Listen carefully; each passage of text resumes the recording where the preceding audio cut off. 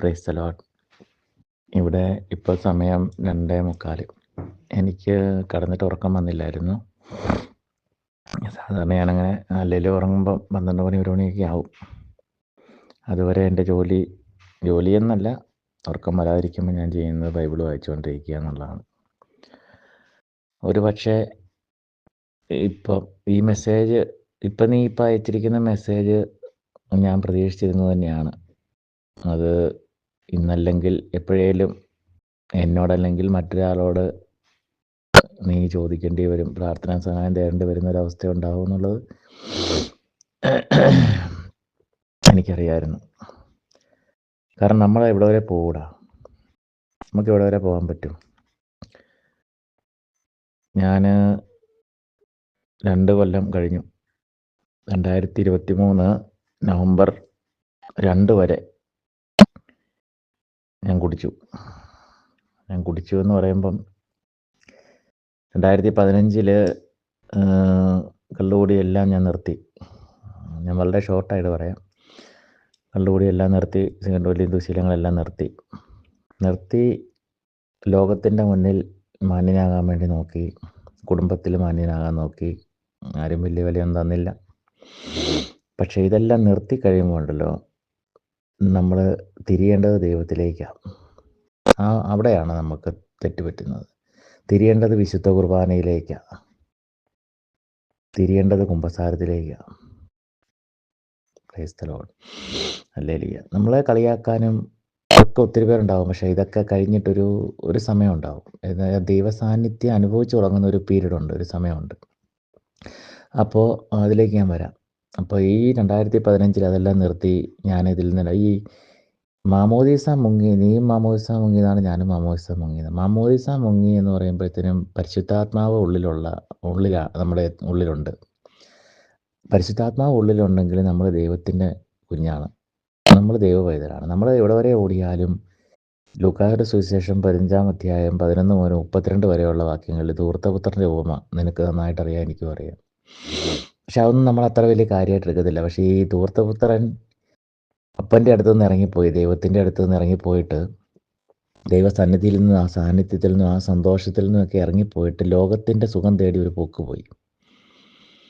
അവനെല്ലായിടത്തും അവൻ പൈസയെല്ലാം ആയിട്ട് അവനൊരു കുറവുമില്ലായിരുന്നു. അവൻ ലോകത്തിൻ്റെ എല്ലാ മേഖലകളിലൂടെയും അതിൻ്റെ ഹയസ്റ്റ് ലെവലിൽ കൂടെ സഞ്ചരിച്ച് അവസാനം അവന് എല്ലാം തീർന്നു, പൈസ എല്ലാം തീർന്നു കഴിഞ്ഞ് ഒന്നിലും സന്തോഷം കിട്ടാതെ അവൻ എത്തിച്ചേർന്നു പന്നിക്കൂട്ടിലാണ്. അവൻ പന്നിക്കൂട്ടിൽ ഇരുന്നപ്പോഴാണ് അവന് സുബോധം ഉണ്ടായത്. ആ സുബോധം എന്നുള്ള വേർഡാണ് നമ്മൾ നോക്കേണ്ടത്. സുബോധം. ആ സുബോധമാണ് നമുക്ക് വേണ്ടത്. അത് പരിശുദ്ധാത്മാവാണ് തരുന്നത്. സുബോധം തരുന്നത്, അനുതാപത്തിലേക്കുള്ള സുബോധം തരുന്നത്. ആ സുബോധം അവന് ഉണ്ടായെന്ന പറയുന്നത് വചനം. നീ ആ ലൂക്കായുടെ സുവിശേഷം 15-ാം അധ്യായം 11 തൊട്ട് ആദ്യം സുവിശേഷം കയ്യിലെടുക്കുക, ദൈവവചനം കയ്യിലെടുക്കുക, അതിലേക്ക് വരാം. കാരണം ഇത് എന്നേക്കാൾ ഉപരിയായിട്ട് ഒരുപക്ഷെ മറ്റാർക്കും നീ കൃത്യസമയത്ത് നിന്നെക്കൊണ്ട് പരിശുദ്ധാത്മാവ് തന്നെയാണ് തോന്നിപ്പിച്ചത് എന്നോട് സംസാരിക്കാനായിട്ട്. കാരണം ഈ മേഖലയിലൂടെ സഞ്ചരിച്ച് കടന്നു വന്നതായതുകൊണ്ട് എനിക്ക് നന്നായിട്ട് നിനക്ക് ദൈവാനുഭവത്തിലേക്ക് നിനക്ക് വരാൻ പറ്റും. നിനക്ക് രക്ഷയുണ്ട്. ഏശയ്യ 53:5 പ്രകാരം നിനക്ക് രക്ഷയുണ്ട്, നിനക്ക് നല്ലൊരു ഭാവിയുണ്ട്. ജെറമ്യാ 29:1 എന്ന് പറയുന്നുണ്ട്, നിന്റെ ഭാവി, നിന്നെക്കുറിച്ചുള്ള പദ്ധതി ദൈവത്തിൻ്റെ കയ്യിലുണ്ട്. അപ്പോൾ ഞാനീ പറയുന്ന കാര്യങ്ങളെല്ലാം ശ്രദ്ധിച്ച് കേൾക്കുക. ഈ വോയിസ് മെസ്സേജ് മൊത്തത്തിൽ ശ്രദ്ധിച്ച് കേൾക്കുക. ഒരുപക്ഷെ നമ്മൾ വിളിച്ചിരുന്നെങ്കിൽ അത്രയും പറയാൻ പറ്റത്തില്ലായിരുന്നു. അപ്പോൾ ഇപ്പോൾ 3 മണി ആകാറാകുന്നു. 3 മണി സമയം എന്ന് പറയുന്നത് വിശുദ്ധ ഫൗസ്റ്റീനോട് ഈശോ പറഞ്ഞിരിക്കുന്ന സമയമാണ്. ആ സമയത്ത് കരുണയുടെ സമയമാണത്. ഈ സമയത്ത് എനിക്ക് നിന്നോട് ഇത് സംസാരിക്കാൻ പറ്റുന്നത് പരിശുദ്ധാത്മാവിൻ്റെ വലിയൊരു പ്രവൃത്തിയാണ്, ദൈവപ്രവൃത്തി തന്നെയാണ്. അത് നീ വിശ്വാസത്തിൽ ഏറ്റെടുക്കുക. അപ്പം ഇങ്ങനെ ഇപ്പം നീ പറഞ്ഞ പോലെ എനിക്ക് പ്രാർത്ഥനാ സഹായം ചോദിക്കാൻ പോലും ആരുമില്ലായിരുന്നു. എനിക്ക് അങ്ങനെയൊന്നും, ഈ രക്ഷ എന്ന് പറയുന്നത് എപ്പോഴും കുരിശിൻ്റെ ചോട്ടിലാണ്. കുരിശിനോട് നീ നിന്നെ ചേർത്ത് വെക്കുമ്പോഴത്തേന് നീ ഒരു കാര്യം ചിന്തിക്കണം, മനസ്സിലാക്കണം. ഈ ലോകം എന്ന് പറയുന്നത് നാളെ ഒന്ന് കടന്നു പോയാൽ തീർന്നു. ഒരു രാഷ്ട്രീയ പാർട്ടി ഉണ്ടാകത്തില്ല, ഒരു സിനിമാ മേഖല ഉണ്ടാകത്തില്ല, ഒരു പണം കൊണ്ടും പൈസ കൊണ്ടും ഒന്നും നേടാൻ പോകുന്നില്ല ഒരു നിമിഷം. അപ്പോൾ വീണ് പോയാൽ തീർന്നു. ഒരു മരണം കഴിഞ്ഞാൽ നിത്യജീവൻ, പുനരുത്ഥാനം. ഇവിടെ നമ്മൾ ഒരു നരകയാതന അനുഭവിച്ചിട്ട് അവിടെ ചെന്ന് വിശുദ്ധീകരണ സ്ഥലം എന്നൊക്കെ പറയുമ്പോൾ നമ്മൾ വളരെ തമാശ രീതിയിലാണ്. കാരണം ഈ ബൈബിൾ അടച്ചു വെച്ചിട്ട് ഇതൊന്നുമില്ല, ദൈവമില്ല, സത്യമില്ല, ഇങ്ങനെയൊന്നുമില്ല, അതില്ലെന്ന് പറഞ്ഞ് നമുക്ക് ആർക്കും പറയാൻ പറ്റും. അത് നമ്മുടെ ഈ മസ്തിഷ്കം, ഈ 1.5 കിലോ വെയിറ്റുള്ള ഈ തലയ്ക്കകത്തിരിക്കുന്ന ഈ സാധനം, ഇതുകൊണ്ട് നമ്മൾ ചിന്തിച്ചു കൂട്ടുന്ന കാര്യങ്ങളാണ്. വിശുദ്ധ യോഹന്നാന്റെ സുവിശേഷം 17-ാം അധ്യായം 17-ാം വാക്യത്തിൽ പറയുന്ന അവിടുത്തെ വചനമാണ് സത്യം.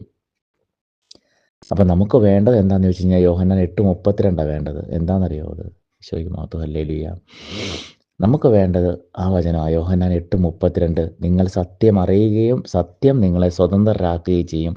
ആ സ്വാതന്ത്ര്യമാണ് ഞാനിപ്പോൾ അനുഭവിക്കുന്ന സ്വാതന്ത്ര്യം. ഹല്ലേലൂയ. ഈശോയ്ക്ക് മഹത്വം, ഹല്ലേലൂയ. എനിക്ക് നിന്നോട് ഇപ്പോൾ സംസാരിക്കാനായിട്ട് ഒത്തിരി സന്തോഷമുണ്ട്. കാരണം നീ വേറെ രീതിയിലാണ് എന്നെ വിളിച്ചിരുന്നതുകൊണ്ട് ഞാൻ എടുക്കത്തില്ലായിരുന്നു. കാരണം എനിക്ക് നിന്നോട് ഇപ്പോൾ ഒത്തിരി സംസാരിക്കാൻ ഒത്തിരി ആഗ്രഹമുണ്ട്. കാരണം എന്ന് വെച്ച് കഴിഞ്ഞാൽ നീ എന്നെ തന്നെ എന്നോട് തന്നെ മെസ്സേജ് വിട്ടല്ലോ എന്നോർത്തിട്ട് എനിക്ക് ഒത്തിരി സന്തോഷമുണ്ടെടാ. കാരണം അപ്പോൾ യോഹന്നാൻ 8:32 സത്യം അറിയണം. സത്യം അറിയാനായിട്ട് നമ്മുടെ ഹൃദയം തുറന്നു കിട്ടണം. ആദ്യമായിട്ട് നീ പ്രാർത്ഥിക്കേണ്ട ഒരു പ്രാർത്ഥനയുണ്ട്. കർത്താവായ യേശുവേ, എൻ്റെ അടഞ്ഞുപോയ ഹൃദയത്തെ തുറന്നു തരാൻ കരുണ കാണിക്കണമെന്ന്. കാരണം നമ്മുടെ ദൈവം കരുണയുള്ള ദൈവമാണ്. ഈ നമ്മുടെ ഈ മദ്യപാനം അല്ലെങ്കിൽ ഈ ഇങ്ങനെയുള്ള ജടിക ചിന്തകൾ, ലോകത്തിൻ്റെ ചിന്തകൾ, ഇത് മൊത്തം നമ്മളെ കൊണ്ടുപോയി നശിപ്പിക്കാൻ വേണ്ടിയുള്ള ഇത് ഒരു അടിമത്തമാണ്, ബന്ധനമാണെന്നുള്ളത് നമ്മൾ തിരിച്ചറിയുക. ഇത് മെഡിസിൻ കൊണ്ട് മാറ്റാവുന്ന കാര്യമല്ല. ജ്ഞാനം 16:12 പറയുന്നത് എന്നാണെന്നറിയോ? കർത്താവെ, മരുന്നോ ലേപനൌഷധമോ അല്ല, അവിടുത്തെ വചനമാണ് അവരെ സുഖപ്പെടുത്തിയത്. ഹല്ലേലൂയ. ഞാൻ 2 വർഷം ഡിപ്രഷൻ്റെ അതും ഇതെല്ലാം ഗുളികകൾ കഴിച്ചു, ഉറക്ക ഗുളിക കഴിച്ചു, കുറേ കഴിച്ചു, 2 കൊല്ലത്തോളം കഴിച്ചു. ഒന്നിലും രക്ഷയില്ല. അപ്പോസ്തല പ്രവർത്തനങ്ങൾ 4-ാം അധ്യായത്തിൻ്റെ 11-12 വാക്യങ്ങൾ, യേശു മറ്റാരിലും രക്ഷയില്ല. ആകാശത്തിന് കീഴെ ഭൂമിയിൽ മനുഷ്യന് രക്ഷയ്ക്ക് വേണ്ടി മറ്റൊരു നാമവും നൽകപ്പെട്ടിട്ടില്ല. ഹല്ലേലൂയ. ഈ വചനങ്ങളൊക്കെ ഇത് ഞാൻ കാണാപ്പാഠം പഠിച്ചു വെച്ചിരിക്കുന്നതല്ല. 2 കൊല്ലമായിട്ടിരിക്കുന്നത് സമ്പൂർണ്ണ ബൈബിളിൻ്റെ മുമ്പിലാണ്. തുറന്നു വെച്ച ബൈബിൾ ഇപ്പോഴും എൻ്റെ അടുത്ത് തന്നെ ഇരിപ്പുണ്ട്. ഞാൻ അടച്ചിട്ടില്ല. 2023 നവംബർ 3-ാം തീയതി തുറന്നു വെച്ച ഒരു പുതിയ ബൈബിളായിരുന്നു. അതിലൂടെ പരിശുദ്ധാത്മാവ് സഞ്ചരിപ്പിച്ച് ഒരു വചനം പോലും അറിയത്തില്ലായിരുന്നു എന്നെ ദൈവം വലിയ കരുണ കാണിച്ച് 500, 300, 400 വചനത്തോളം, 500 എനിക്കറിയില്ല. വചനം ഉള്ളിൽ നിന്നാണ് വരുന്നത്. പരിശുദ്ധാത്മാവാണ് വചനം പറയിപ്പിക്കുന്നത്. നമ്മൾ കാണാപ്പാഠം പഠിച്ച് പറയുന്നത് നല്ലത്. ഇരിക്കുന്നത് വചനത്തിൻ്റെ മുമ്പിലാണ്. വചനം സത്യം. യോഹന്നാൻ 1:14 വചനം മാംസമായി നമ്മുടെ ഇടയിൽ വസിച്ചു, അവൻ്റെ മഹത്വം നമ്മൾ ദർശിച്ചു, കൃപയും സത്യവും നിറഞ്ഞതും പിതാവിൻ്റെ ഏകജാതൻ്റേതുമായ മഹത്വം. ഹല്ലേലൂയ. അപ്പോൾ യോഹന്നാൻ 17:17 അവിടുത്തെ വചനമാണ് സത്യം. ഈ എഴുതി വച്ചിരിക്കുന്ന ഈ വചനങ്ങളിലൂടെ സഞ്ചരിക്കുമ്പം ഉൽപ്പത്തി മുതൽ വെളിപാട് വരെ നമ്മൾ കാണുന്നൊരു കാര്യമുണ്ട്. ദൈവകരുണയുള്ള ദൈവമാണ്. കർത്താവ് നീതിമാനാണ്. ഒരു നിമിഷം ഇങ്ങോട്ട് തിരിഞ്ഞു കഴിഞ്ഞ് കർത്താവെ തെറ്റുപറ്റിപ്പോയെന്ന് പറഞ്ഞ് ഇങ്ങോട്ട് തിരിയാൻ അനുതപിക്കുക എന്നാണ് പറയുന്ന ബൈബിൾ ആദ്യം തൊട്ട് അവസാനം വരെ. അനുതപിക്കുക, സ്നേഹിക്കുക. അപ്പോൾ നമ്മൾ രക്ഷ കിട്ടാനായിട്ട് ഏറ്റുപറയേണ്ട ഒരു വചനം, ഏറ്റുപറയുക, നമ്മൾ ഗ്രഹിക്കേണ്ട ഒരു വചനം. ഈ പറഞ്ഞ കാര്യം, കാരണം ഞാൻ പറയാൻ വന്ന കാര്യങ്ങളിലെല്ലാം വിട്ട് മാറി പോയിട്ട് വേറെ കാര്യങ്ങളൊക്കെ വരുന്നത്. അപ്പം യെശയ്യാ 53:5, യെശയ്യാ പ്രവാചകൻ്റെ പുസ്തകം 53-ാം അധ്യായം 5-ാം വാക്യത്തിലൂടെയാണ് എനിക്ക് രക്ഷ കിട്ടിയത്. ആ വചനം നീ വിശ്വാസത്തിലേറ്റെടുത്ത് ദൈവവചനത്തിന് മാത്രമേ ഒരു മനുഷ്യനെ ബന്ധനങ്ങൾ പൊട്ടിച്ചെറിഞ്ഞ്, ചങ്ങലകൾ പൊട്ടിച്ചെറിഞ്ഞ് ജീവിതത്തിലേക്ക് തിരിച്ചു കൊണ്ടുവരാൻ പറ്റുള്ളൂ. കാരണം ഈ ഇരിക്കുന്ന പുസ്തകം, ഈ ബൈബിൾ ജീവനും ജീവിതവും നൽകുന്നതാണ്. കുറേ കഴിയുമ്പോൾ ഞാൻ നിനക്കൊരു മെസ്സേജ് വിട്ടായിരുന്നു. മത്തായി 16:26 ഒരുവൻ ലോകം മുഴുവൻ നേടിയാലും സ്വന്തം ആത്മാവ് നഷ്ടപ്പെട്ടാൽ എന്ത് പ്രയോജനം? എല്ലാം ആത്മാവ് നശിച്ചാൽ തീർന്നു. ഒരു പട്ടിക്കും വേണ്ടാത്ത രീതിയിൽ ഇതിലൂടെ നമ്മൾ ഇഴഞ്ഞു നടക്കും. ഒരു മനുഷ്യനും വിലയില്ലാത്ത രീതിയിൽ. പക്ഷെ അതിനു മുമ്പ് പരിശുദ്ധാത്മാവ് തരുന്ന ഒരു സാധനമുണ്ട്, സുബോധം. പന്നിക്കൂട്ടിൽ കിടന്ന് തൂർത്ത പുത്രന് സുബോധം ഉണ്ടായി. അപ്പൻ്റെ അടുത്തേക്ക് തിരിച്ചു പോകണം. അപ്പൻ്റെ അടുത്തേക്ക് തിരിച്ചു പോകാം. ഇതൊന്നുമല്ല സന്തോഷം, ലോകത്തിൻ്റെ നല്ല സന്തോഷം. കർത്താവിനോട് ചേർന്നിരിക്കുന്ന സന്തോഷം അവന് മനസ്സിലായി. എപ്പോഴാ? പരിശുദ്ധാത്മാവ് സുബോധം കൊടുത്തപ്പം.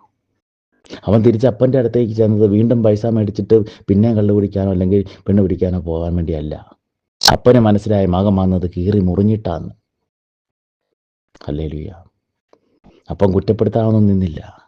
അവൻ വന്നത് പൈസ മേടിച്ച് വീണ്ടും പോകാൻ വേണ്ടി അല്ലെന്ന് അപ്പന് മനസ്സിലായി. അവൻ വന്നത് അതിനു വേണ്ടിയല്ല. കാരണം ലോകത്തിൻ്റെ എല്ലാ മേഖലകളിലൂടെ സഞ്ചരിച്ചിട്ടാവും പോയി പന്നിക്കുട്ടി വീണത്. ഹല്ലേലൂയ. അപ്പോൾ അപ്പന് മനസ്സിലായി. അപ്പം അവൻ പറഞ്ഞു, പിതാവേ, അപ്പാ, തെറ്റുപറ്റിപ്പോയി, എനിക്ക് നിൻ്റെ കൂടെ മാത്രം ജീവിച്ചാൽ മതി എന്ന് പറഞ്ഞ് തെറ്റുപറ്റിപ്പോയി. അവൻ ചെയ്തതും പറഞ്ഞതൊന്നും പറഞ്ഞ് മനുഷ്യൻ കാണിക്കുന്ന പോലെ കീറിയവനെ വീണ്ടും കീറുന്ന പരിപാടിയില്ല നമ്മുടെ ദൈവത്തിന്. നമ്മുടെ കർത്താവ് ആ കർത്താവല്ല. ആ കർത്താവിൻ്റെ കരുണ നമ്മൾ അറിഞ്ഞിട്ടില്ല. ആ കർത്താവിൻ്റെ നീതി നമ്മൾ അറിഞ്ഞിട്ടില്ല. ആ കർത്താവിൻ്റെ സ്നേഹം നമ്മൾ അറിഞ്ഞിട്ടില്ല. അപ്പോൾ ആ മകനെ ചേർത്ത് പിടിച്ചിട്ട് അപ്പം പറയുന്ന പോട്ടറാ നീ അവനെ തിരിച്ചു കിട്ടിയപ്പോഴത്തേനും മരിച്ചു പോയ ആ മകനെ അപ്പം പറയുന്നുണ്ട്, എൻ്റെ മകൻ മരിച്ചു പോയായിരുന്നു, അവനിപ്പോൾ ജീവിക്കുന്നു. അപ്പം മറ്റെല്ലാത്തിനേക്കാളും കൂടുതൽ സന്തോഷവും വലിയ വിരുന്നൊരുക്കിക്കൊണ്ട് ആ മകനെ തിരിച്ചു വിളിക്കുന്ന ആ അപ്പൻ, അതാണ് നമ്മുടെ ദൈവം. ഒന്ന് തിരിയുകയേ വേണ്ടൂ, ഒന്ന് അനുദപിക്കുകയേ വേണ്ടൂ. അനുദപിക്കാനുള്ള മാർഗം പറഞ്ഞു തരാം. ഒരു പേപ്പറും അവിടെ കുമ്പസാരിക്കാനുള്ള സൗകര്യങ്ങളൊക്കെ ഉണ്ടാവുമെന്ന് വിചാരിക്കുന്നു. ഒരു പേപ്പറും പേനയും എടുത്തിട്ട് ഒരു ഈശോയുടെ രൂപത്തിൻ്റെ മുമ്പിൽ ഇരുന്നിട്ട് ഒന്ന് അനുദപിക്കണം. ഒറ്റയ്ക്കിരുന്ന് ഒന്ന് പിന്നോട്ട് തിരിഞ്ഞു നോക്കണം. കഴിഞ്ഞു പോയ കാലങ്ങൾ. തെറ്റുപറ്റാത്തവരാരുമില്ല. ഒരു മനുഷ്യൻ പോലും തെറ്റുപറ്റാത്തവരില്ല. ഈ കാണുന്ന എല്ലാ വിശുദ്ധന്മാരും പാപത്തിൻ്റെ വഴിയിലൂടെ കടന്നു പോയിട്ട് അവസാനം ദൈവം തൊട്ട് തിരിച്ചു വന്നതാണ്. ദൈവസ്പർശനം കിട്ടി തിരിച്ചു വന്നവരാ. വിശുദ്ധ അഗസ്റ്റിൻ അറിയാം അല്ലേ? വിശുദ്ധ ഫ്രാൻസിസ് ലോകത്തിൻ്റെയൊക്കെ ഇതിലൂടെ നടന്നതാണ്. അവസാനം എല്ലാം ഇട്ടെറിഞ്ഞ് കർത്താവിലേക്ക്. വിശുദ്ധ അഗസ്റ്റിൻ കുത്തഴിഞ്ഞ ജീവിതത്തിലൂടെ കടന്നുപോയി. അവസാനം എല്ലാം ഇട്ടെറിഞ്ഞ് കർത്താവിലേക്ക്. വിശുദ്ധർ മൊത്തം അങ്ങനെ വന്നതാ. അങ്ങനെയുള്ളവരെ സ്വീകരിക്കാനാണ് നമ്മുടെ കർത്താവ് കൈനീട്ടി നിൽക്കുന്നത്. കാരണം അവൻ വന്നത് പാപികളെ വീണ്ടെടുക്കാൻ വേണ്ടിയാണ്. പാപികളെ രക്ഷിക്കാൻ വേണ്ടി വന്നവനാണ് നമ്മുടെ ദൈവം. നമ്മുടെ കർത്താവായ യേശു പാപികളുടെ ദൈവമാണ്. പാപികൾക്ക് ആശ്രയിക്കാനുള്ള ദൈവമാണ്. ഹല്ലേലൂയ. 1 യോഹന്നാൻ 5-ാം അധ്യായത്തിൻ്റെ 3:5. 1 യോഹന്നാൻ 3-ാം അധ്യായത്തിൻ്റെ 5-ാം വാക്യം, പാപങ്ങൾ ഏറ്റെടുക്കാൻ വേണ്ടിയാണ് അവൻ വന്നത്. 1 യോഹന്നാൻ 3-ാം അധ്യായത്തിൻ്റെ 8-ാം വാക്യം, പിശാച് ആദ്യം മുതലേ പാപം ചെയ്യുന്നവനാണ്. പിശാചിൻ്റെ പ്രവൃത്തികളെ നശിപ്പിക്കാൻ വേണ്ടിയാണ് ദൈവപുത്രൻ പ്രത്യക്ഷനായത്. ഹല്ലേലൂയ. ഈശോ വന്നത് നിന്നെ രക്ഷിക്കാനാണ്, നിന്നെ വീണ്ടെടുക്കാനാണ് ഈശോ നിൻ്റെ മുമ്പിൽ നിൽക്കുന്നത്. എന്നെ വീണ്ടെടുത്ത ഈശോയാണ് നിന്നെ രക്ഷിക്കാൻ വേണ്ടി നിൽക്കുന്നത്. അതുപോലെ ആയിരങ്ങളെ 10,000-ങ്ങളെ രക്ഷിക്കാൻ വേണ്ടി അവൻ ഇപ്പോഴും ജീവിക്കുന്നു. 1 തിമോത്തിയോസ് 4:10 ജീവിക്കുന്ന ദൈവത്തിലാണ് നമ്മൾ പ്രത്യാശ അർപ്പിച്ചിരിക്കുന്നത്. 1 തിമോത്തിയോസ് 4:10 നമ്മുടെ ദൈവം ജീവിക്കുന്ന ദൈവമാണ്. ഈശോ പറഞ്ഞിട്ടാ പോയത്, യുഗാന്തം വരെ ഞാൻ നിങ്ങളോട് കൂടെ ഉണ്ടായിരിക്കും. എങ്ങനെയാ? പരിശുദ്ധാത്മാവുള്ളിലുണ്ട്. ഒരു മനുഷ്യനും ഒരു ദൈവ പൈതലും നഷ്ടപ്പെട്ടു പോകാനായിട്ട്, ഈ ഒരുവൻ പോലും നശിച്ചു പോകാൻ എൻ്റെ സ്വർഗസ്ഥനായ പിതാവ് സമ്മതിക്കില്ല എന്ന് പറഞ്ഞിട്ടാണ് ഈശോ പറഞ്ഞത്. ഹല്ലേലൂയ. യോഹന്നാൻ 10:10 ഞാൻ കള്ളൻ വരുന്നത് മോഷ്ടിക്കാനും കൊല്ലാനും മോഷ്ടിക്കാനുമാണ്. ഞാൻ വന്നിരിക്കുന്നത് അവർക്ക് ജീവൻ ഉണ്ടാകാനും അത് സമൃദ്ധമായി ഉണ്ടാകുവാനുമാണ്. ഹല്ലേലൂയ. കള്ളൻ വരുന്നത് നശിപ്പിക്കാനും കൊല്ലാനും മോഷ്ടിക്കാനുമാണ്. നാശത്തിൻ്റെ പടുവഴിയിലേക്ക് പോയിക്കൊണ്ടിരിക്കുമ്പോഴേ ഇപ്പം നീ മെസ്സേജ് വിട്ടത് എനിക്ക്. ഹല്ലേലൂയ. ദൈവം ഓരോരുത്തരെ തോന്നിപ്പിക്കും. പരിശുദ്ധാത്മാ തോന്നിപ്പിക്കും. ഞാനതുകൊണ്ട് അവിടെ ഉറക്കുകയില്ലായിരുന്നു. എനിക്ക് മനസ്സിലായി എന്തോ ഒരു ഇതുണ്ടെന്ന്. കാരണം ഇതുപോലെ പല കാര്യങ്ങളും വന്നിട്ടുണ്ട് മുമ്പും. ഉറക്കമില്ലായിരുന്നപ്പോഴത്തേനും 3 മണിയായപ്പോൾ ഞാൻ ഓർത്തുന്ന ഒരു കർണക്കൊന്ത ഇല്ലേക്കാന്ന് ഓർത്ത്. കാരണം ഞാൻ 2 കൊല്ലമായിട്ട് ഞാൻ ലോകത്തിൻ്റെതായിട്ടുള്ള ഇതിൽ നിന്ന് പൂർണ്ണമായിട്ട് ഞാൻ വിട്ടുമാറി ജീവിക്കുന്ന വ്യക്തിയാണ്. കാരണം ഈ ലോകം എന്നെ നശിപ്പിച്ച് കളഞ്ഞതാണ്. ഈ ലോകം എന്നെ തകർത്ത് കളഞ്ഞതാണ്. പിന്നെ എനിക്ക് നോക്കാൻ ദൈവമേ ഉണ്ടായിരുന്നുള്ളൂ. അങ്ങോട്ട് നോക്കിയവർ പ്രകാശിതരായി. അവനെ നോക്കിയവർ പ്രകാശിതരായി. വചനം പറയുന്നു. ഞാൻ വചനം മാത്രമേ പറയുകയുള്ളൂ. എനിക്കിത്രയും നിന്നോട് സംസാരിക്കാൻ സാധിക്കുന്ന ഒത്തിരി സന്തോഷമുണ്ട്. കാരണം വചനം കേൾക്കാൻ താല്പര്യമുള്ള ആരും തന്നെ ഇല്ല. എൻ്റെ ഏക ലക്ഷ്യം എന്ന് പറയുന്നത്, എൻ്റെ ഏക പ്രാർത്ഥന എന്ന് പറയുന്നത് ആത്മാക്കളുടെ രക്ഷ. അനേക ആത്മാക്കളെ വീണ്ടെടുക്കാൻ വേണ്ടി എൻ്റെ ഒരു ഉപകരണമാക്കണമെന്നാണ് ഞാൻ എല്ലാ ദിവസവും എൻ്റെ ഈശോയോട് പ്രാർത്ഥിക്കുന്നത്. ഈശോയെ എന്നുള്ള നാമം അധരത്തിൽ വരണം. എൻ്റെ ഈശോയെ എന്ന് വിളിക്കാനായിട്ട് നമുക്ക് പറ്റണം. അപ്പോൾ ആ സ്നേഹം നമ്മളിലേക്ക് വരും. യോഹന്നാൻ 10:10. അപ്പോൾ കുമ്പസാരം നമ്മൾ നേരത്തെ പറഞ്ഞത്, ഒരു പേപ്പറും പേനയും എടുത്തിരുന്ന് എഴുതണം. ഞാൻ 2023 നവംബർ 3-ാം തീയതി ഡിവൈനിലേക്ക് പോകുന്നത്. അതിന് മുമ്പത്തെ കാര്യം പറയാം. അപ്പം അതിന് മുമ്പ് 2 മാസത്തോളം ഇരുന്ന് എഴുതി കുമ്പസാരിച്ചു. അനുതാപത്തിലേക്ക് വന്നു. 2-3 മാസം മുമ്പ് തന്നെ അനുതാപത്തിലേക്ക് വന്നു. കാരണം ചെയ്തതും കഴിഞ്ഞത് മുഴുവൻ ചെയ്തത് മുഴുവൻ തെറ്റാണെന്ന് മനസ്സിലായി. കൊടും പാപിയാണെന്ന് മനസ്സിലായി. അപ്പോഴും നമ്മൾ ഈ അന്ധകാര ശക്തികൾ, അന്തരീക്ഷ ശക്തികൾ, തിന്മയുടെ ഈ ലോകത്തിൻ്റെ അരൂപികൾ, തിന്മയുടെ അന്ധകാര ശക്തികൾ, നമ്മളെ നശിപ്പിക്കാൻ വേണ്ടി കൈപിടിച്ച് നമ്മളെ കൊണ്ടുപോയിക്കൊണ്ടിരുന്ന ആ ശക്തികൾ, നമ്മളൊരു സുപ്രഭാതത്തിൽ ദൈവത്തിലേക്ക് തിരിഞ്ഞു കഴിയുമ്പോഴത്തേനും ഒരു കാര്യം മനസ്സിലാക്കുക, നമ്മൾ പൂർണ്ണമായിട്ടും ദൈവവചനം നമ്മുടെ കയ്യിലുണ്ടായിരിക്കണം, ദൈവവചനം നമ്മുടെ ഹൃദയത്തിലുണ്ടായിരിക്കണം. 1 യോഹന്നാൻ 2:14 പറയുന്നുണ്ട്, നിങ്ങൾ ശക്തന്മാരാണ്, ദൈവത്തിൻ്റെ വചനം നിങ്ങൾ വസിക്കുന്നു, നിങ്ങൾ ദുഷ്ടനെ ജയിക്കുകയും ചെയ്തിരിക്കുന്നു. അപ്പോൾ ദുഷ്ടനെ, പിശാചുണ്ടെന്നുള്ളതും നരകമുണ്ടെന്നുള്ളതും ശുദ്ധീകരണ സ്ഥലമുണ്ടെന്നും ഇതെല്ലാം ഈശോ തന്നെ പറഞ്ഞിരിക്കുന്ന സത്യങ്ങളാണ്. ദൈവവചനം, എഴുതപ്പെട്ടിരിക്കുന്ന വചനത്തിന് മാറ്റമില്ല. 35,526 വചനങ്ങളുണ്ട് ഈ സമ്പൂർണ്ണ ബൈബിളിനകത്ത്. എത്ര എണ്ണം നിൻ്റെ ഉള്ളിലുണ്ട്? എത്ര എണ്ണം നിനക്ക് പറയാൻ പറ്റും?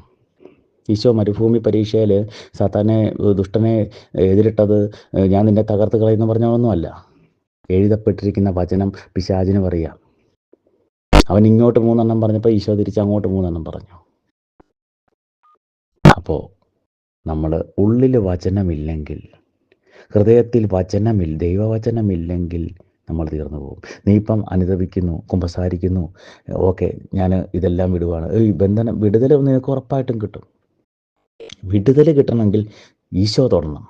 ദിവ്യകാരുണ്യം ഈശോടെ എഴുന്നള്ളിച്ച് വെച്ചിരിക്കുന്ന ദിവ്യകാരുണ്യം ഈശോയുടെ മുമ്പിൽ പോയി സാഷ്ടാംഗം വീണ് കടന്നിട്ട് പറയണം, കർത്താവേ എന്നെ രക്ഷിക്കണമെന്ന് പറഞ്ഞു നോക്കിക്കേ. തൊടും. കർത്താവായ യേശു നിന്നെ തൊടും. ഹല്ലേലൂയ. ഞാനങ്ങനെ 2023 നവംബർ 2-ാം തീയതി വരെ കുടിച്ച് ഒരു ബോട്ടിൽ വരെ കുടിക്കുമായിരുന്നു. ഞാൻ ഓർക്കുന്നുണ്ട് 10 ml എന്നൊക്കെ ഞാൻ പറയുന്നത്. പക്ഷേ അത് ഞാൻ ഈ 2015 നിർത്തി കഴിഞ്ഞിട്ട് പിന്നെ തുടങ്ങുന്നു പറഞ്ഞാൽ 2023 ഫെബ്രുവരിയോട് കൂടി. അപ്പം എന്നെ നശിപ്പിക്കാൻ വേണ്ടി ദുഷ്ടന്മാർ അതുപോലെ എന്നെ വളയവിട്ടിട്ട് എന്നോട് പറഞ്ഞു, ദുഷ്ടശത്രു എന്നോട് പറയുകയാണ്, അപ്പം നീ എന്തിനാണ് ഈ സന്തോഷമെല്ലാം ഒഴിവാക്കുന്നത്? നീ എന്തിനാ ഇങ്ങനെ ജീവിക്കുന്നത്? ഗുളികയും കഴിച്ച് മരുന്നും കഴിച്ച് ഒറ്റയ്ക്ക് ഏകാന്തനായിട്ട് നീ എന്തിനാണ് ജീവിക്കുന്നത്? നീ തിരിച്ചു വാ, നീ ലോകത്തിലേക്ക് വാ. അങ്ങനെ ഞാൻ ഇറങ്ങിയതാണ് കള്ളു കുടിച്ച് നോക്കാൻ വേണ്ടി. 10 ml 20 ml ഒക്കെ ആയിരുന്നു ആദ്യം. അവസാനം ക്വാർട്ടറായി, ഹാഫായി. വീട്ടിലിരുന്ന് പിന്നെ കുപ്പി മേടിച്ച് കുടിക്കാൻ തുടങ്ങി. ഒരു മനുഷ്യനും അറിയത്തില്ല. പക്ഷേ ഉള്ളിൻ്റെ ഉള്ളിൽ സാലറി, ജോലി എല്ലാം ഉണ്ട്. പക്ഷേ ഒരു മനുഷ്യനും അറിയുന്നില്ലായിരുന്നു. പക്ഷേ ആത്മാവ് നശിച്ചുകൊണ്ടിരിക്കുകയായിരുന്നു. 5-6 മാസത്തോളം നീണ്ടുപോയുള്ളൂ.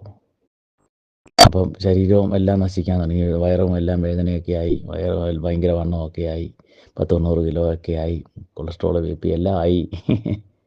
ഈശോയ്ക്ക് മഹത്വം. ഇപ്പം എനിക്കൊന്നുമില്ല കേട്ടോ.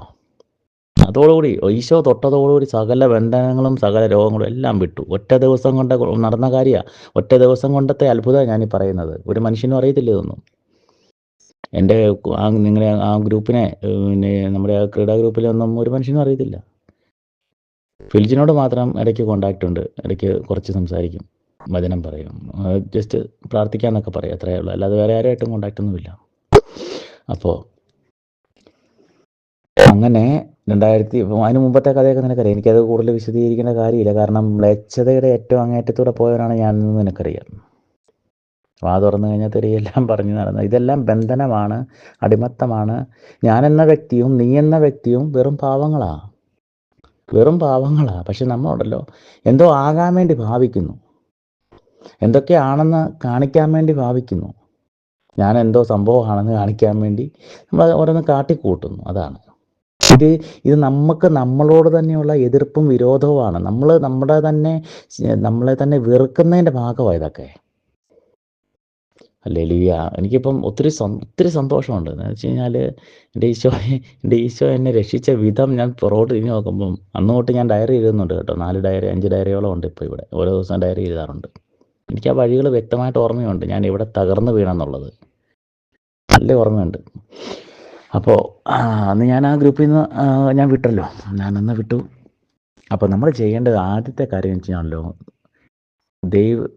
രക്ഷ നീ ആഗ്രഹിക്കുന്നുണ്ടെങ്കിൽ യെശയ്യാ 53:5 വചനം നീ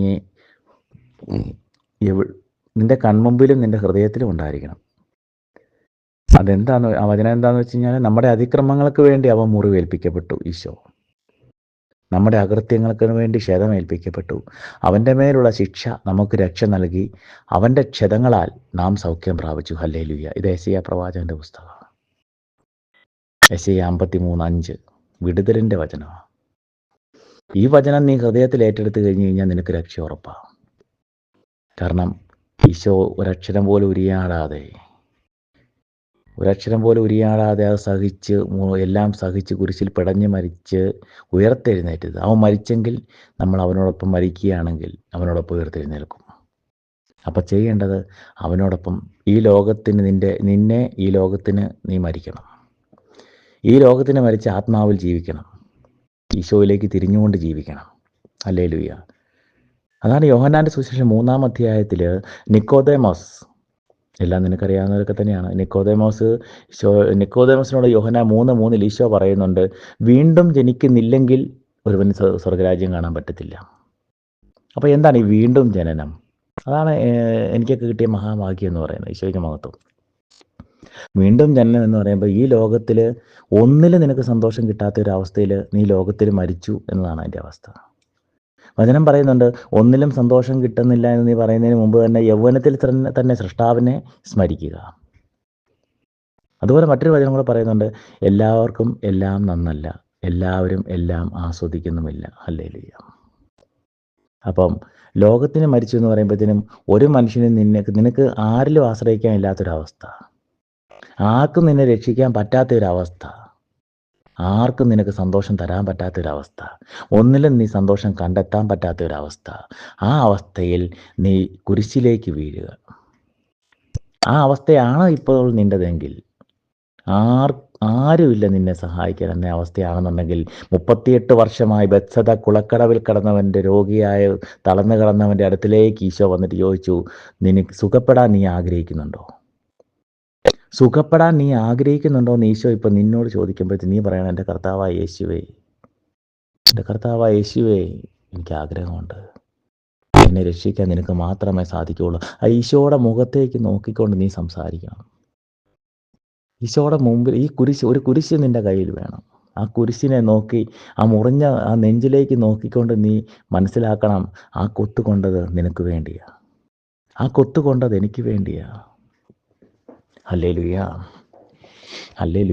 അപ്പോൾ ആ തിരുമുറിവുകൾ മുഴുവൻ അവൻ കുരിശിൽ മരിച്ച ചിത്രം നിൻ്റെ മുമ്പിലുണ്ടെന്നുണ്ടെങ്കിൽ അത് നിന്നെ രക്ഷിക്കാൻ വേണ്ടിയാണ്. എനിക്ക് രക്ഷയുണ്ട്.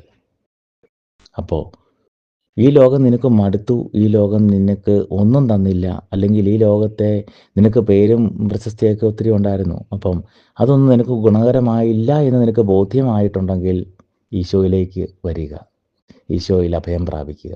വേറൊന്നും ചെയ്യാനില്ല. വചനം തുറക്കുക.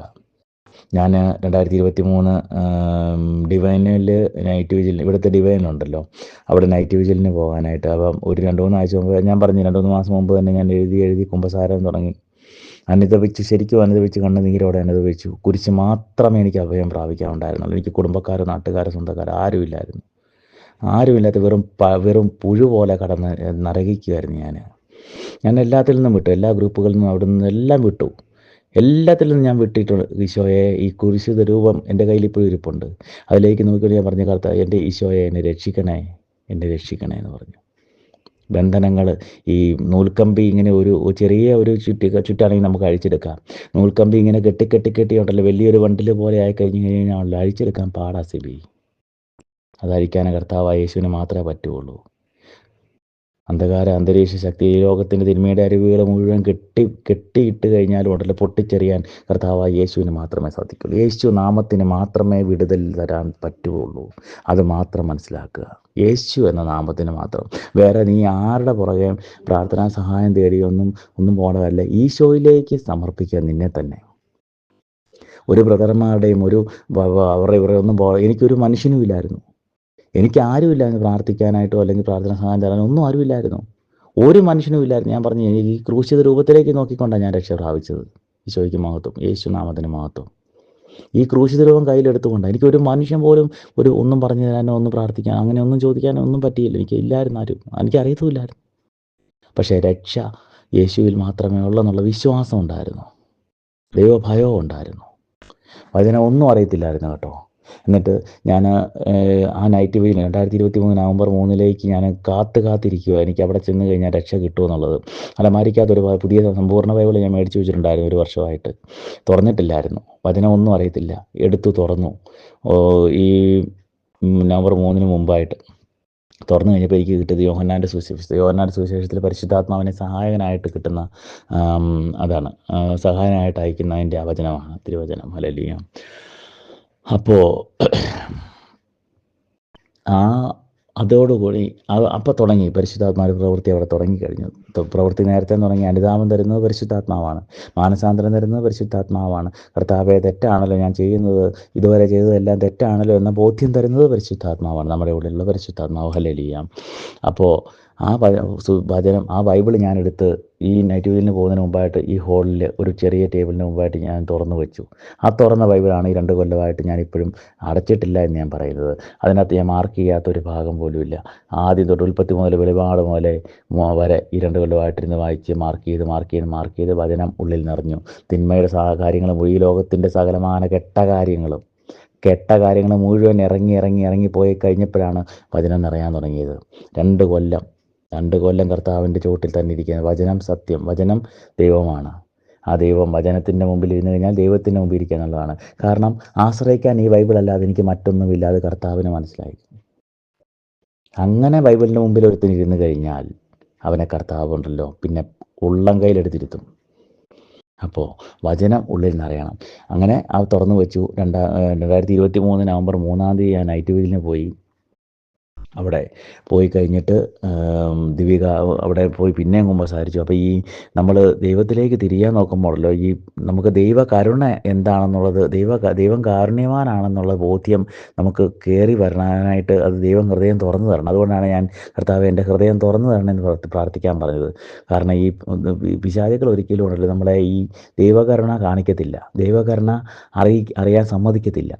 അതാണ് അവരുടെ ഏറ്റവും വലിയ പ്രവൃത്തി. ഇതെല്ലാം അതിലൂടെ കടന്നു വന്നതാണ് ഞാൻ നിന്നോട് വ്യക്തമായി പറഞ്ഞു തരുന്നത്.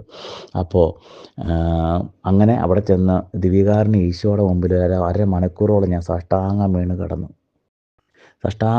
കടന്ന് എൻ്റെ ഈശോയെ, എന്നെ രക്ഷിക്കണേ, എനിക്ക് ആരുമില്ല, എനിക്ക് ജീവിക്കുവാണെങ്കിൽ ഞാൻ നിനക്ക് വേണ്ടിയേ ജീവിക്കുകയുള്ളൂ എന്ന് പറഞ്ഞു. പിന്നെ എനിക്ക് ഈ ലോകമില്ല, കാരണം ഈ ലോകത്തിന് ഞാൻ മരിച്ചതാണ്.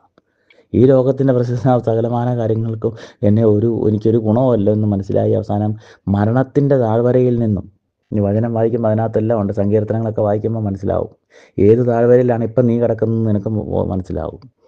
ആ താഴ്വരയിൽ നിന്നും പൊക്കിയെടുത്ത കർത്താവ് ആ ഒരൊറ്റ രാത്രി കൊണ്ടാണ് എൻ്റെ ഈശോ എന്നെ തൊട്ടത്.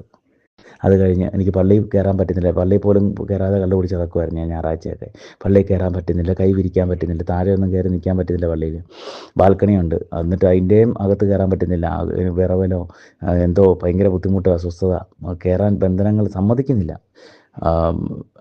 ഈ കുറേ ബന്ധനങ്ങളെല്ലാം അന്നത്തോടെ വിട്ടു മാറി, പക്ഷേ എന്നാലും ഒരു തടസ്സമുണ്ട്.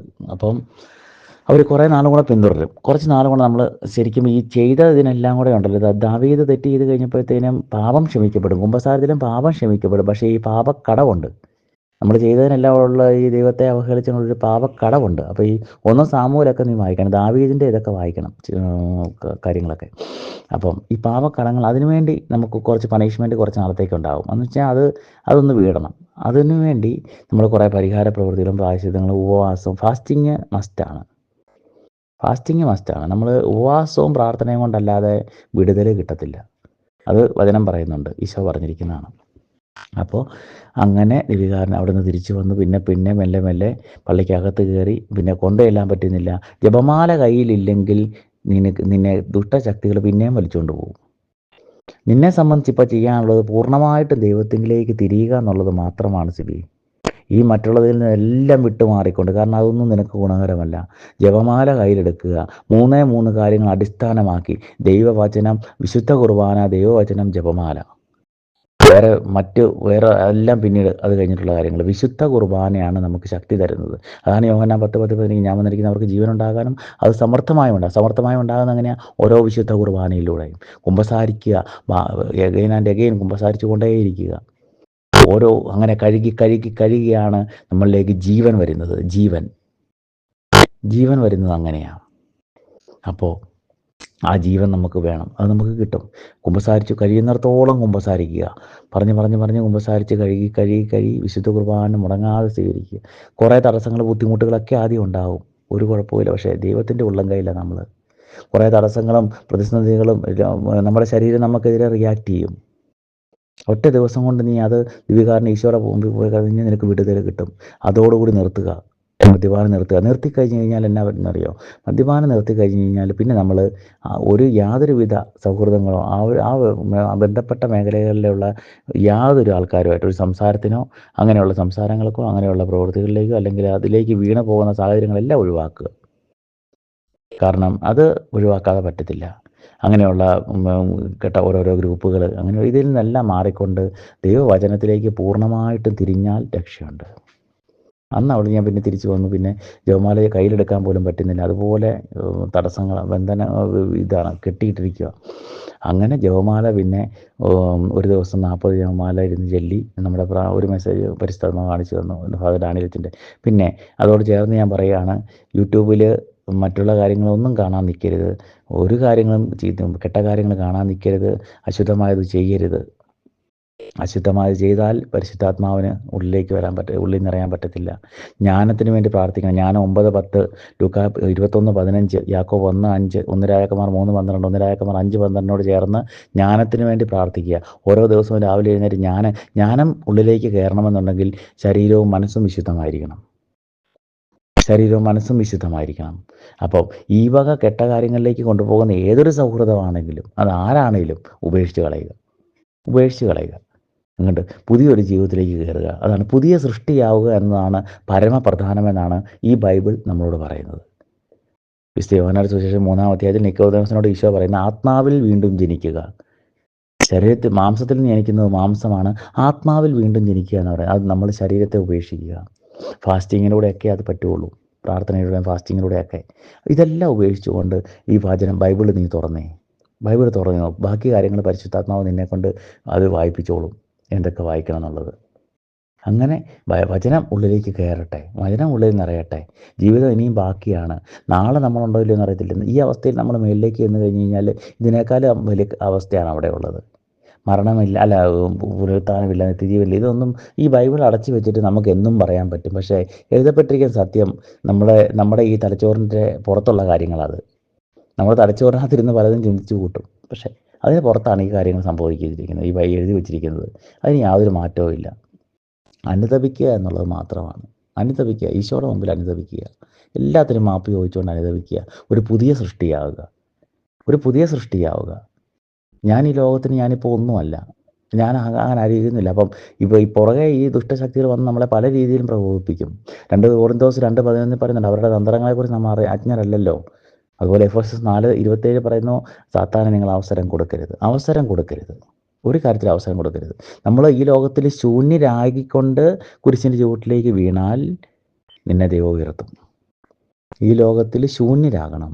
കാരണം തന്നെ ശൂന്യനാക്കിക്കൊണ്ടാണ് ഈശോ മഹത്വം പ്രാപിച്ചത്. അപ്പം ഈ ലോകത്തൊന്നുമല്ലാതായിക്കൊണ്ട് എളിമപ്പെട്ട് മറ്റൊരു സൃഷ്ടിയായി മാറിക്കൊണ്ട് എല്ലാവരെ സ്നേഹിച്ചുകൊണ്ട് ആരോടും വിദ്വേഷം വൈരാഗ്യം ഒന്നും വെക്കാതെ എല്ലാവരും സ്നേഹിക്കുക എന്ന അവസ്ഥയിലേക്ക് എത്തിക്കൊണ്ട് മുന്നോട്ട് പോകുമ്പോഴത്തേനും നമുക്ക് ദൈവസാന്നിധ്യം തിരിച്ചറിയാൻ പറ്റും. നമുക്ക് ദൈവത്തെ കാണാൻ പറ്റും, ദൈവത്തോട് സംസാരിക്കാൻ പറ്റും ആ സമയത്ത്. ഹല്ലേലൂയ. അപ്പോൾ അങ്ങനെ പിന്നെ ഞാൻ തിരിച്ചു, പിന്നെ കൊന്തയെല്ലാം തുടങ്ങി. അങ്ങനെ കൊന്തയെല്ലാം പോയി പറ്റുന്നില്ല, പള്ളിക്കകത്ത് കയറാം. പിന്നെ പള്ളിക്കകത്ത് പുറയിലായിരുന്നു, പിന്നെ മുമ്പോട്ട് കയറാൻ പറ്റി. അങ്ങനെ കൊന്തയില്ല, ഈ 40-42 കൊന്തയില്ല കഴിഞ്ഞ് കഴിഞ്ഞപ്പോഴത്തേനും. അപ്പോൾ ഒരു ദിവസം ഡാനിയലച്ചൻ പറയുക, അപ്പം നീ കാണുവാണെങ്കിൽ യൂട്യൂബിൽ കാണുവാണെങ്കിലും അത് ഡാനിയൽ പൂവണ്ണത്തിൽ നിന്നുള്ള മലങ്കര, നിങ്ങളുടെ പള്ളിയാണെന്ന് എനിക്കറിയില്ല. അപ്പം ഡാനിയൽ പൂവണ്ണത്തിൽ അച്ഛൻ്റെ ടോക്ക് ജ്ഞാനമുള്ള അച്ഛനാണ്. അച്ഛൻ പഠിച്ചിട്ടാണ് പറയുന്നത്. മറ്റ് പ്രബോധനങ്ങളെക്കുറിച്ച് എനിക്കറിയില്ല, കാരണം അത് അറിയില്ലെന്നല്ല, അത് പല പ്രബോധനങ്ങളും പല രീതിയിലേക്ക് നമ്മളെ കൊണ്ടുപോകും, നമുക്ക് കൺഫ്യൂഷൻസ് ഉണ്ടാക്കും. ഡാനിയലച്ചൻ്റെ മാത്രമാണ് ഞാൻ 2 കൊല്ലമായിട്ട് കേൾക്കുന്നതും ഡാനിയലച്ചനിലൂടെയാണ് കർത്താവിനെ പഠിപ്പിച്ചു തന്ന ഓരോ കാര്യങ്ങൾ. വചനം പഠിപ്പിച്ചു തന്നത്. ഡാനിയലച്ചൻ്റെ ഫാദർ ഡാനിയൽ പൂവണത്തിൽ എന്നുള്ള വീഡിയോകൾ ഒരുപാടുണ്ട്. ആ ചാനലിൽ പോയി ഓരോ വീഡിയോ എടുത്ത് കേട്ടുകൊണ്ടിരിക്കുക. വചനം മാത്രം അങ്ങനെ കേട്ടുകൊണ്ടിരുന്നേ. അപ്പോൾ ഈ തെറി പറയുന്നതിൻ്റെ ബന്ധനങ്ങളും അശുദ്ധിയുടെ ബന്ധനങ്ങളും ജഡികാസക്തിയുടെ ബന്ധനങ്ങളും ഇതെല്ലാം വിട്ട് മാറും വചനം ഉള്ളിലേക്ക് നിറയുമ്പോൾ. ഹല്ലേലൂയ. ഇപ്പം നമ്മുടെ ഞാൻ അരമണിക്കൂറുകളും മിച്ചമായി സംസാരിക്കാൻ തുടങ്ങിയിട്ട് എനിക്ക് നല്ല സന്തോഷമുണ്ട്. ഇപ്പോൾ ഞാൻ സംസാരിക്കുന്ന 3:20 ഇവിടെ സമയം. ഇത് കരുണയുടെ നിമിഷങ്ങളാണ്, ഇത് കരുണയുടെ മണിക്കൂറുകളാണ്. അതുകൊണ്ട് ഈ പറയുന്ന കാര്യങ്ങൾ കർത്താവ് ഞാൻ വഴിയായിട്ട് എന്നെ ഒരു ഉപകരണമാക്കിക്കൊണ്ട് നിനക്ക് പറഞ്ഞു തരുന്ന കാര്യങ്ങളാണ്. അതുകൊണ്ട് നീ അത് ഏറ്റെടുക്കുക, വിശ്വസിക്കുക, സ്വീകരിക്കുക ഈ പറഞ്ഞ കാര്യങ്ങളെല്ലാം. കാരണം ഇത് ദൈവം പറയിപ്പിക്കുന്നതാണ്. ഞാനിപ്പോൾ ഈ 3:30 ഉറങ്ങാതെ ഇവിടെ ഇരിപ്പുണ്ടെന്നുണ്ടെങ്കിൽ അത് നീ എനിക്ക് മെസ്സേജ് അയച്ചിട്ടുണ്ടെന്നുണ്ടെങ്കിൽ ഞാൻ നിന്നോട് പറയുന്നുണ്ടെങ്കിൽ അത് ദൈവപ്രവൃത്തിയാണ്. അത് പൂർണ്ണമായിട്ട് നീ അത് മനസ്സിലാക്കുക. അപ്പോൾ അങ്ങനെ വന്നാണ് പിന്നെ അപ്പം മറ്റൊന്നും എനിക്ക് ബാധകമല്ല. അപ്പോൾ പൗലോസ്ലീഹ പറയുന്ന പോലെ ബാക്കിയെല്ലാം പിന്നെ ഉച്ഛിഷ്ടമാണ്. ദൈവത്തെ ഈശോയെ അറിഞ്ഞു കഴിഞ്ഞാൽ പിന്നെ നമുക്ക് എല്ലാം ഉച്ഛിഷ്ടമാണ്. നിന്നോട് പറയാൻ ഒരുപാടുണ്ട്, തീരത്തില്ല. നിന്നെ പറഞ്ഞു ഇങ്ങനെ പൊക്കോണ്ടേയിരിക്കും, തീരത്തേ ഇല്ല. ചുരുക്കി പറഞ്ഞാൽ ഇത്രയേ ഉള്ളൂ.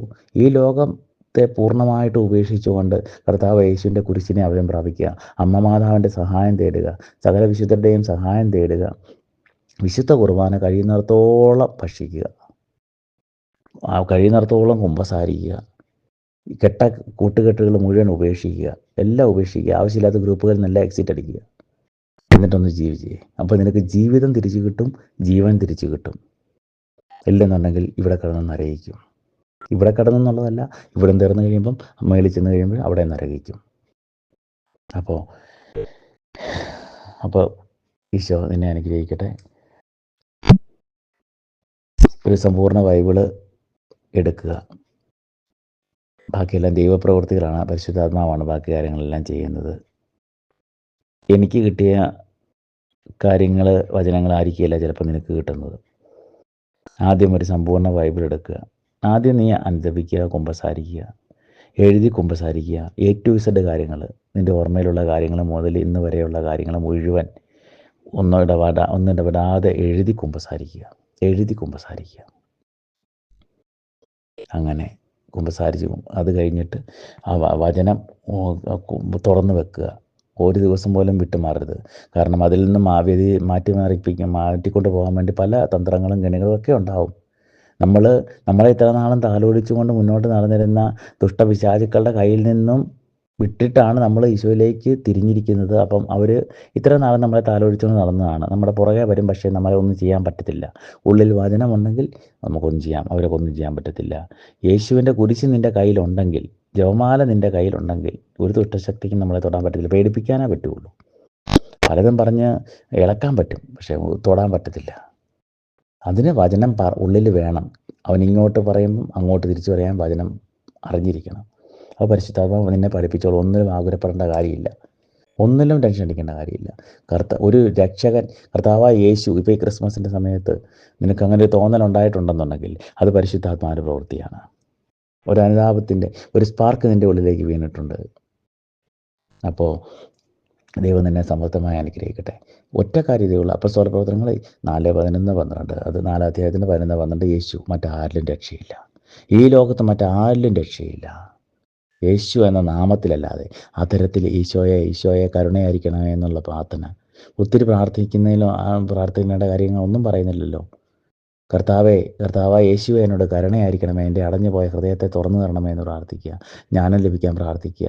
സകല ബന്ധനങ്ങളും എല്ലാം വിട്ടുമാറും. യേശയ്യ 53:5 പറഞ്ഞത് പല കുഞ്ഞു പേപ്പറുകളിൽ എഴുതി നീ കിടക്കുന്നിടത്ത് നിൻ്റെ ഭിത്തിയിൽ, എൻ്റെ ഭിത്തിയിലൊക്കെ ഒരുപാട് വചനങ്ങൾ എഴുതി വെച്ചിട്ടുണ്ട് ഞാൻ, എൻ്റെ ഭിത്തിയിലെല്ലാം.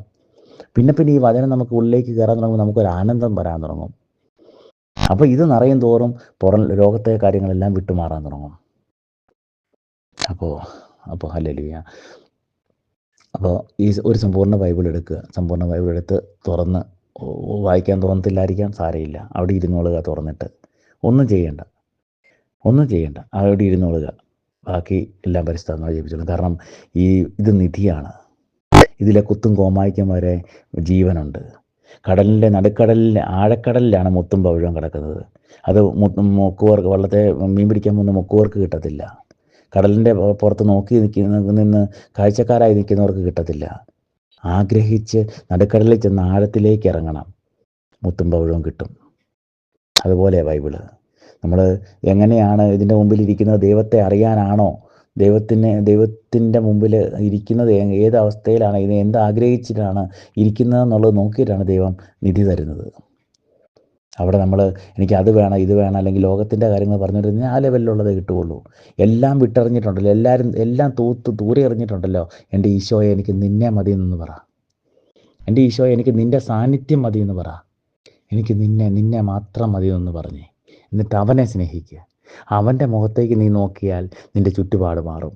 യേശുവിൻ്റെ മുഖത്തേക്ക് നീ നോക്കിയാൽ നിൻ്റെ ചുറ്റുപാട് സാഹചര്യങ്ങളും എല്ലാം മാറും. നിന്നെ വെറുത്തവർ നിന്നെ സ്നേഹിക്കാൻ തുടങ്ങും. നിന്നെ ഉപേക്ഷിച്ചവർ, നിന്നെ അവഗണിച്ചവർ, നിന്നെ കുറ്റപ്പെടുത്തിയവർ, നിന്നെ തള്ളിപ്പറഞ്ഞവരെല്ലാം നിന്നെ സ്നേഹിക്കാൻ തുടങ്ങും. സിബി എന്ന വ്യക്തി പുതിയൊരു വ്യക്തിയായിട്ട് മാറും. ഹല്ലേലൂയ. കളിയാക്കുന്നവരും പുറകെ നടന്ന് കളിയാക്കാനൊക്കെ ഒരുപാട് പേരുണ്ടാകും. മൈൻഡ് ചെയ്യേണ്ട കാര്യമില്ല. രക്ഷ വേണ്ടത് നിനക്കാ. അറിയേണ്ടവനെ അറിഞ്ഞു കഴിഞ്ഞാൽ നമുക്ക് രക്ഷയുണ്ട്. നോക്കേണ്ടവനെ നോക്കിക്കഴിഞ്ഞാൽ നമുക്ക് രക്ഷയുണ്ട്. ഈശോയെ നോക്ക്. ഈശോയെ മാത്രം നോക്കിയിരിക്കും. ഞാനിരിക്കുന്ന കർത്താവ് യേശുവിൻ്റെ മുമ്പിലാണ്. വേദനകളും ഇതൊന്നും എനിക്കിപ്പോൾ ഒരു ബാധകമല്ല. കാരണം ഞാൻ ജീവിക്കുന്ന ലോകത്തിൻ്റെ ഒരു കാര്യത്തിനും വേണ്ടി, എനിക്ക് ഒരു നേട്ടത്തിനും വേണ്ടിയല്ല. എനിക്കെൻ്റെ ഈശോയെ കിട്ടിക്കഴിഞ്ഞപ്പോൾ എനിക്ക് ബാക്കിയുള്ളതെല്ലാം ഉച്ഛിഷ്ടമാണ്. ഹല്ലേലൂയ. അപ്പോൾ ബാക്കിയുള്ള കാര്യങ്ങളെല്ലാം എന്തൊക്കെ നിന്നെ കെട്ടിയിട്ടുണ്ടോ അതെല്ലാം അഴിഞ്ഞു പോകും. ഈശോയെ നോക്കിക്കൊണ്ട് നീ ഈശോയെ കരുണയായിരിക്കണമെന്ന് മാത്രം പറഞ്ഞുകൊണ്ടിരിക്കുക. അതുപോലെ സ്തുതി ശത്രുക്കളുടെയും രക്തദാഹികളുടെയും നിശബ്ദരാക്കാൻ വേണ്ടി സ്തുതിയുടെ കോട്ട ഒരുക്കുന്നു. അതുകൊണ്ട് ഹല്ലേലൂയ ഹല്ലേലൂയ പറഞ്ഞുകൊണ്ട് തന്നെ ഇരിക്കുക എപ്പോഴും. ഈ തെറി പറഞ്ഞ ബന്ധനങ്ങളെല്ലാം വിട്ടു പോകുന്നുണ്ടെങ്കിൽ, അല്ലെങ്കിൽ അത് അതരം കെട്ടറിയണം. ഹല്ലേലൂയ സ്തുതി ഈശോയെ നന്ദി സ്തുതി ആരാധന എന്ന് പറഞ്ഞ് അവനെ സ്നേഹിച്ചങ്ങ് തുടങ്ങി. വിശുദ്ധ കുർബാന ഒരു ലഹരിയാക്കി മാറി. ഈ മദ്യപാനം നിർത്തിക്കഴിയുമ്പോൾ നമുക്ക് അതിന് പകരമായിട്ട് നമ്മൾ നിനക്ക് എന്തുണ്ട്? എനിക്കതിന് പകരമായിട്ടൊന്നുമില്ലായിരുന്നു. എനിക്ക് പകരമായിട്ടുള്ളത് വിശുദ്ധ കുർബാനയും ജപമാലയും ദൈവവചനമാണ്. എനിക്ക് അതിന് പകരമായിട്ടുള്ള ലഹരി. അപ്പം നീ പറ, വിശുദ്ധ കുർബാന ഒരു ലഹരിയാക്കി തരണേ, ദൈവവചനം ഒരു ലഹരിയാക്കി തരണമേ, ജപമാല ഒരു ലഹരിയാക്കി തരണമേ എന്ന് പ്രാർത്ഥിക്കുക. അങ്ങനെ ഒരു പുതിയ സൃഷ്ടിയായി നീയും മാറും. യേശു കുരിശിൽ തന്നെയല്ല കിടക്കുന്നത്. 3-ാം ദിവസം ഉയർത്തെഴുന്നേറ്റ് ജീവിക്കുന്ന കർത്താവാണ് നമ്മുടെ ദൈവം. നമുക്ക് നമ്മൾ നിരാശയിലൂടെ നിരാശപ്പെട്ടിരിക്കാൻ വേണ്ടി, തകർന്നിരിക്കാൻ വേണ്ടി കർത്താവായ യേശു ഇപ്പോഴും കുരിശിലല്ല. മറിച്ച് 3-ാം ദിവസം അവൻ ഉയർത്തെഴുന്നേറ്റത് എന്നെയും നിന്നെയും അതുപോലെ അനേകായിരം പാവികളെ, 10,000 പാവികളെ രക്ഷപ്പെടുത്താൻ വേണ്ടിയാണ്. ഹല്ലേലൂയ. പ്രാർത്ഥിക്കുന്നു, മുന്നോട്ടും പ്രാർത്ഥിക്കും. ഇതിനു മുമ്പും പ്രാർത്ഥിച്ചിരുന്നു. ഞാൻ പ്രാർത്ഥിക്കാറുണ്ടായിരുന്നു, നിനക്ക് വേണ്ടിയും പ്രാർത്ഥിക്കാറുണ്ടായിരുന്നു, പലർക്കും വേണ്ടി. അതുപോലെ ഒരുപാട് പേരുണ്ട്. എന്താണെന്ന് എനിക്കറിയില്ല, നിനക്ക് വേണ്ടി ഞാൻ പ്രത്യേകം പ്രാർത്ഥിക്കുന്നുണ്ടായിരുന്നു. ഒന്നും എനിക്ക് നുണ പറയേണ്ട കാര്യമില്ലല്ലോ. നിനക്ക് വേണ്ടി ഞാൻ പ്രത്യേകം പ്രാർത്ഥിക്കുന്നുണ്ടായിരുന്നു. അപ്പോൾ ഈശോ അനുഗ്രഹിക്കട്ടെ നിന്നെ. വചനം എല്ലാം നിനക്ക് അടുത്തെങ്കിൽ, എല്ലാം ഈ ലോകത്തിൻ്റെ സകലതും ഒന്നിനും നിന്നെ രക്ഷിക്കാൻ കഴിയില്ലെന്ന് നിനക്ക് പൂർണ്ണബോധ്യമുണ്ടെങ്കിൽ, കർത്താവായ കുരിശെടുത്ത് കയ്യിലോട്ട് പിടിക്കുക, സമർപ്പിക്കുക സ്വയം. എൻ്റെ ഈശോയെ, എനിക്ക് ആശ്രയിക്കാൻ നീ മാത്രമേ ഉള്ളൂ എന്ന് പറ. എനിക്ക് ശരണം, ഞാൻ നിൻ്റെ വചനത്തിലാണ് പ്രത്യാശ വച്ചിരിക്കുന്നത്. കർത്താവായ ദൈവമേ, അങ്ങയുടെ കരുണയിലും അങ്ങയുടെ നീതിയിലും ഞാൻ ആശ്രയിക്കുന്നു എന്ന് പറ. പ്രാർത്ഥിക്കുക. ഞാൻ പ്രാർത്ഥിക്കാം കേട്ടോ. ദൈവം നിന്നെ അനുഗ്രഹിക്കട്ടെ.